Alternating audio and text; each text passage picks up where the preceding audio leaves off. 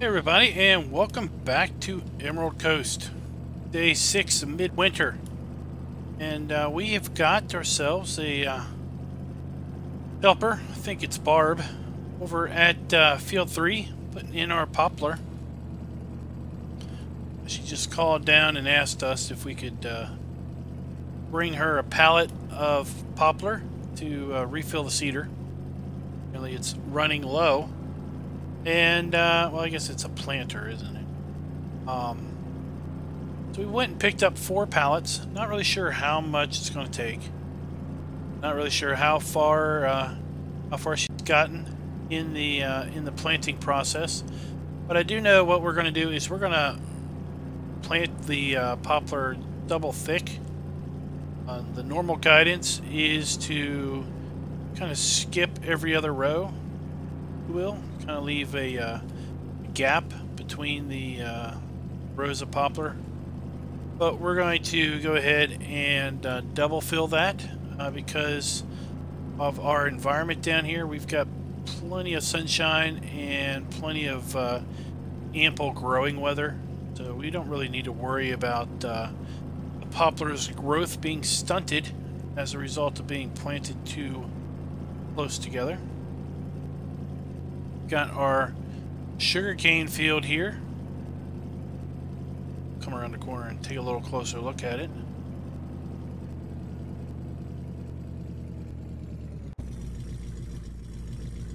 Like our sugarcane has popped up out of the ground and is growing quite nicely.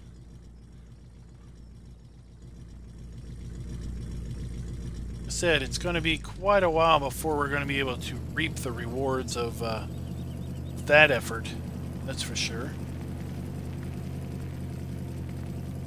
Looks like it's Betty. I was wrong. Betty and Barb sound so much alike on the phone. Well, misplaced. Alright, well, we're just gonna have to sit here and wait till that pallet runs out, and then we will see about filling it back up and maybe having our go at putting some poplar down in the ground.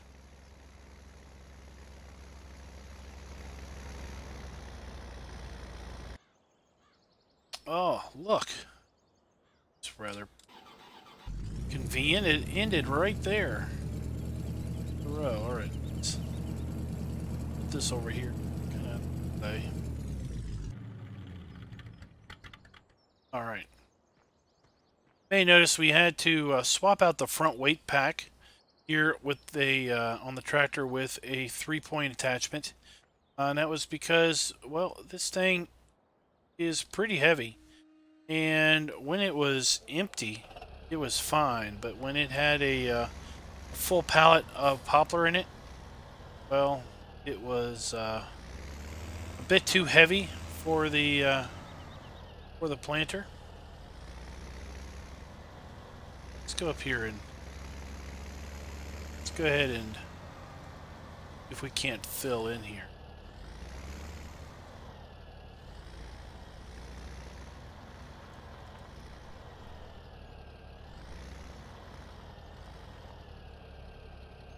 Going to the easy way.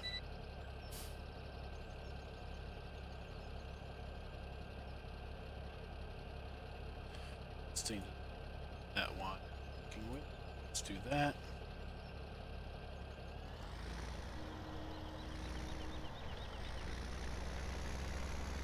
Let's see, is that what? And yep, that fills it in quite nicely. All right.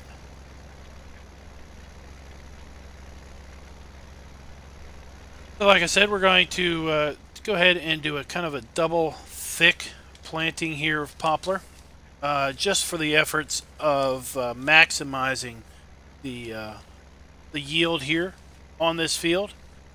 And you may notice that we've got a nice chunk of nice little nest egg here of cash, and that is because we finished off the trees down there where we were starting to clear it out for CSX. We cleared off the trees that were already cut, and We took all of those wood chips, except for one whole load, to the wood chip sell point. And then we took the extra load over to the compost master. They were telling us that they were in need of a... they were telling us they were in need of some material. We were like, oh, we will gladly provide you some material.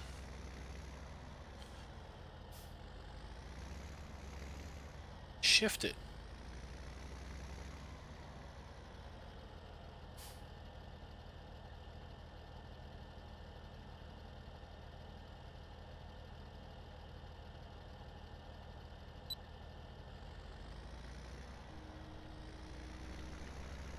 Right.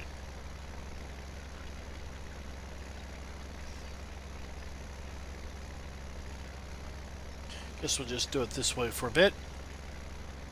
And so we took the load of compost and off to the sell point. We've also mucked out our cows and our pigs a bit and have taken that manure to the compost master, and subsequently also taken that compost off to the sell point. We've been busy off camera taking care of our animals and everything. So we are progressing winter quite nicely, halfway done. We've accomplished pretty much most of everything that we have set out to try to accomplish this year throughout winter. The only thing we need to do is we still need to work on fields 18 and 19. Need to get them ready for planting wheat or barley. Not really sure which we're going to put in there at the moment, but we do need to get those two fields ready. And with our cash here, I was thinking about maybe trying to pick up another couple fields. Been eyeing field 10 down there, simply because it's nice and small. Kind of looking at 7 and 8 also as options. Not to pick up both of them, but to pick up one or the other. And looked over at 16. Talked to the guy that owns field 16 also. Seeing what he might want to do with that particular field. I'm not really sure what we're going to do at this point, as far as which field we're going to want to pick up.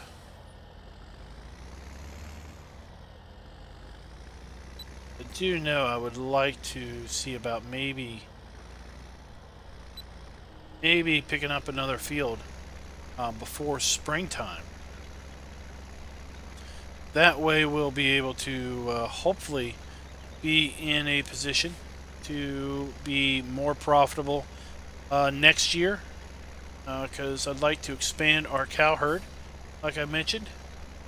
We'll look at seeing how much cash we have around midwinter, or no, midsummer. That's the best time to pick up cows.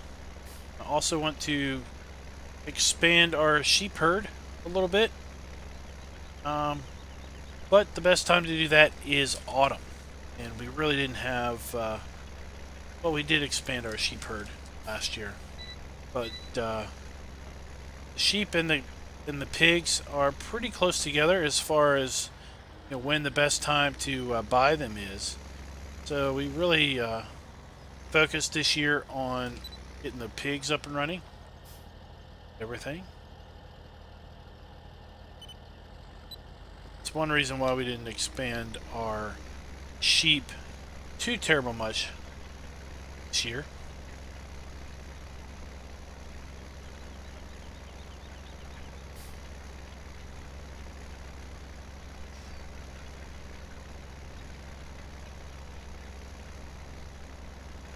This is, if you may have noticed that I'm putting in Poplar a lot faster than the base game planter will do. The base game planter, I think, does something ridiculous, like 2 miles an hour. Insanely painful and incredibly time consuming. This particular sapling planter is a mod by Stevie, and obviously it goes 9 miles an hour. It's not the only change. You'll notice that this particular one I have painted black. I think that is also a change. I don't think the in-game one is color selectable. I think that is a Stevieism. He likes to make everything color selectable. So I went with a two-tone color here. Black with yellow railings and yellow accents, steel rims and whatnot. Thought it looked nice until it got dirty, and now you can't really tell that it was black, other than you can tell it was something darker than yellow, which I think is the base color, the base game unit. Let's go back here. Let's get up to 2 miles. All right, that's the rate we would be. That's how we would be putting this stuff in the ground right now. We were doing it at in-game speed. And that would absolutely take all day long and then some. 9 miles an hour is quite nice. Might be unrealistic, but that's fine. You know, sometimes realism needs to take a back seat to the reality that realism sometimes is monotonous, agonizing. Let's see here. Filling that in. All right, good.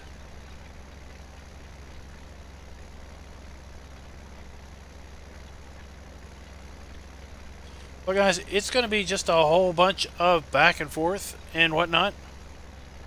So I'm going to cut it here, and I'll be back with you once we are at a point in time where we are significantly closer to being done. Alright, guys, well, we've got about half the field filled in totally, and went ahead and called Daryl out and got him working on the rest of the field. We're going to go around and just check on some fields and check on some field prices specifically. Try to scout out the next land acquisition, if you will.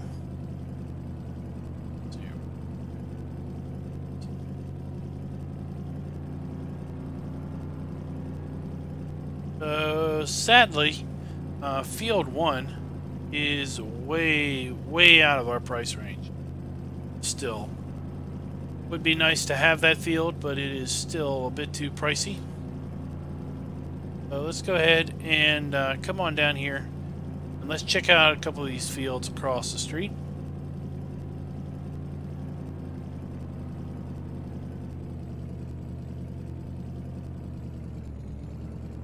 Let's see.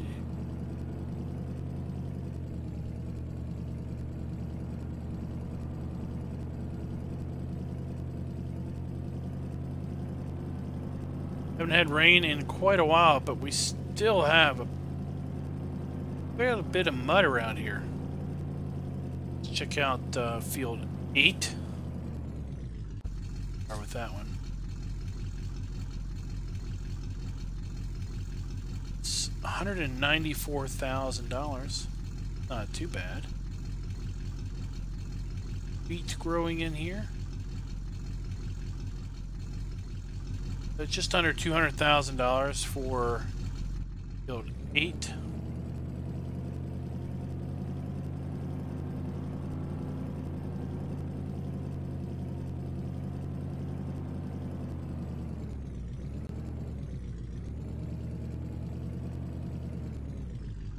Let's see here. 7. You missed the price on field 7. We'll just have to go back up there and check that one out here in a little bit.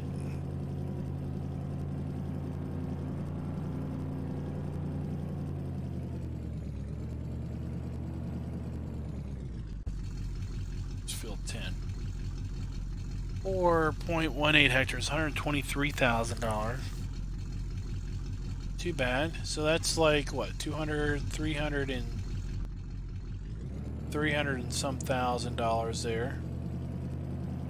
That would still leave us with almost 200,000, 250,000. It's close to 300, so that would leave us with, yeah, about 250. Since we do have 280 in the bank currently.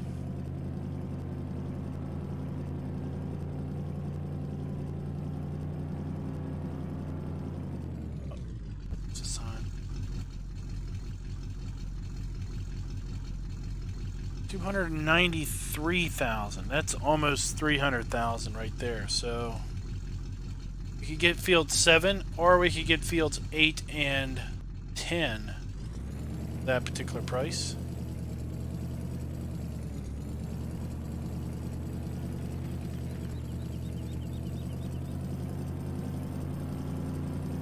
Let's run up here and just check out a couple more. Field 24 is probably going to be out of our reach at this point, so let's not even venture at that one. Field 15 looks to be about the same as field 24, so we'll just leave that one be. I'm a little curious at 17 and 16. Go take a look too.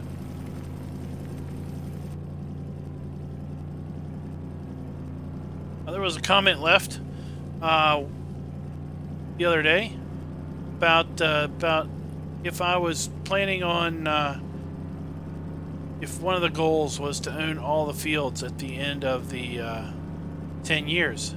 And I had thought about that for a little bit, and reality is I really don't have a plan related to that. End up owning all the fields by the time we're done. That's good, but we're pretty much just taking it year by year and everything and seeing how things progress. Alright, 10 acres, $282,000. You know what? Let's not buy that, but let's do a mission here. And well, let's turn off. Let's do a mission here. And see if we can't just lower this field price a little bit. Or maybe next time when we do pick up this field. Field 17 is kind of deceivingly large.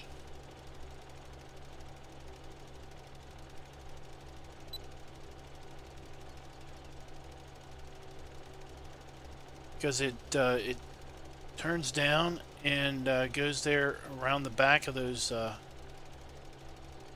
pig storage area a little bit, and it's, you know, the length of both 18 and 19 combined. It's not a bad little field at all. I also like 16, like I said. 16 is nice. It goes down there and kind of hugs the lake over there.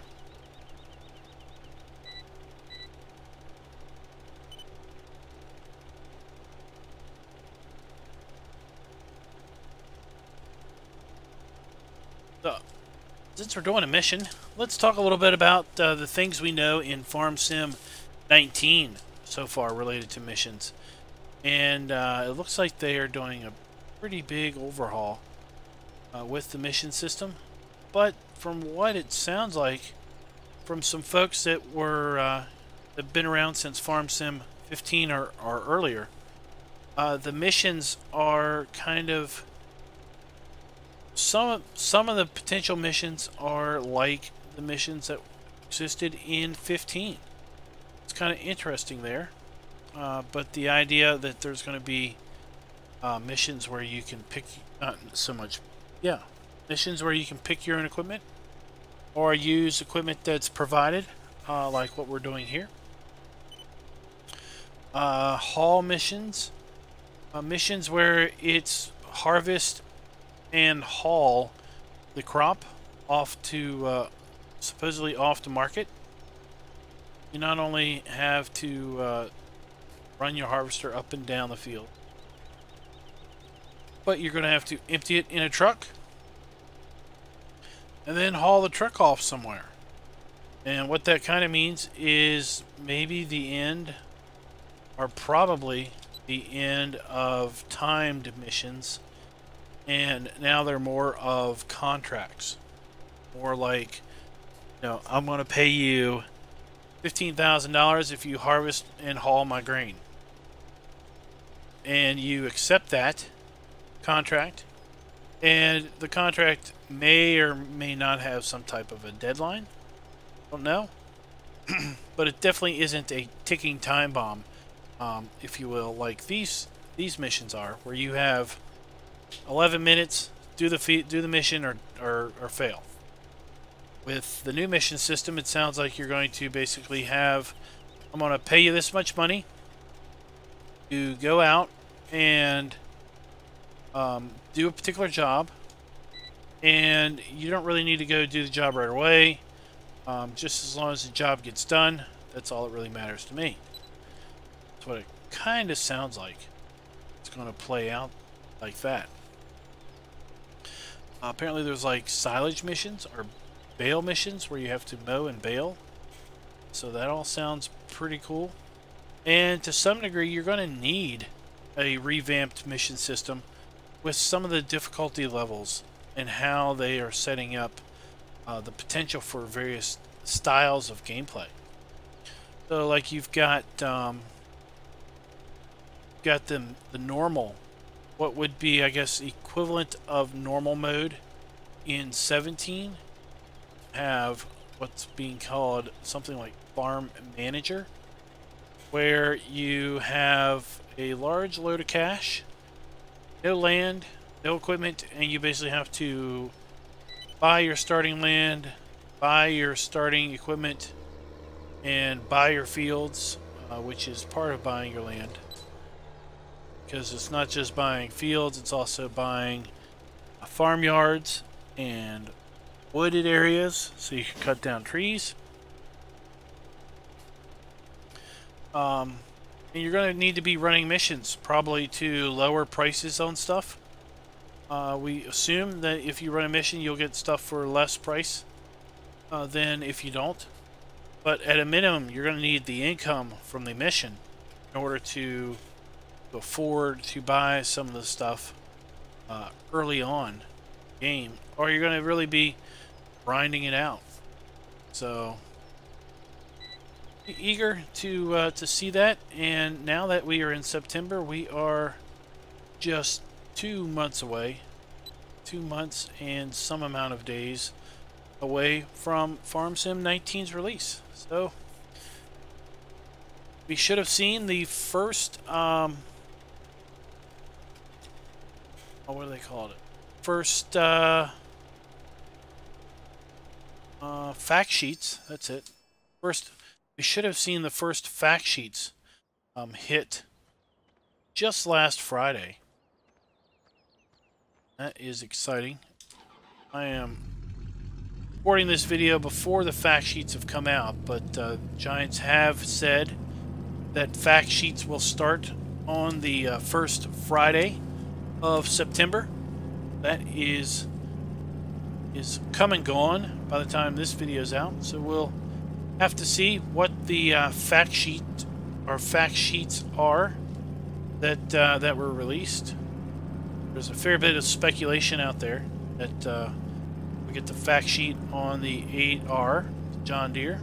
It's been so prevalent in lots of the preview videos ever since it was released that John Deere was going to be in Farm Sim 19. It'll be kind of interesting to see what those fact sheets are and how they play out, because a very, very small percentage of the actual in-game implements and equipment have been announced at this point. I think they've said that this is going to be the largest fleet in farm sim history, which is pretty cool. The addition of John Deere and a few other new brands have emerged in various videos and screenshots. It'll be interesting to see what we can glean from the fact sheets as far as what types of equipment or implements and tractors are going to be actually in the base game. Lots of questions around. Lots of questions revolve around DLCs from 15 or from 17, and as to if they will make it into 19.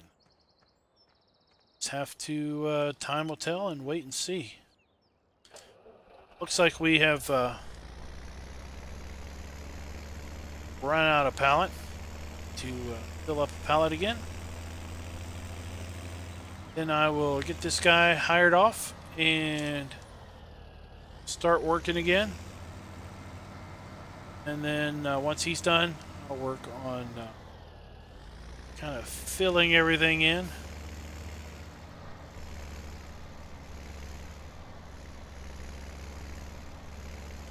So until next time, guys, happy farming.